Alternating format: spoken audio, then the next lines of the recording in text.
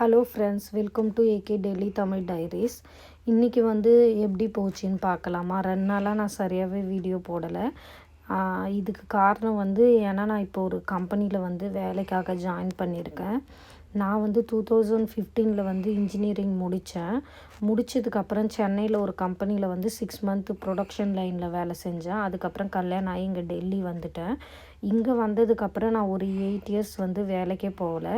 அதுக்கப்புறம் நான் ஒரு சிக்ஸ் மந்த் ஒரு டிஜிட்டல் சிக்னேச்சர் கம்பெனியில் வேலை செஞ்சேன். அது வாய்ஸ் ப்ராசஸ் தான்.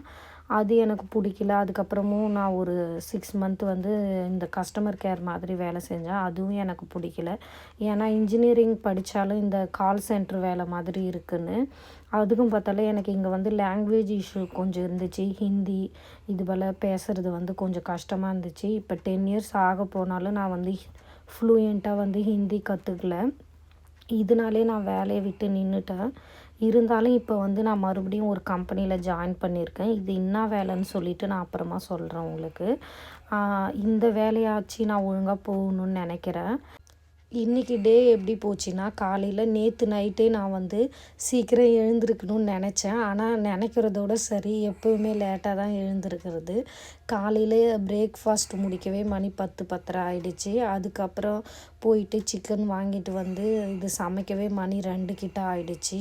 அதுக்குள்ளே என் பசங்க பசிக்குதுன்னானுங்க. அப்புறம் சாப்பாடுலாம் செஞ்சு கொஞ்சம் சாலட்லாம் வெட்டி பசங்களுக்கு சாப்பாடு ஊட்டி விட்டுட்டு இருந்தேன். இன்றைக்கி இப்படி தான் போச்சு.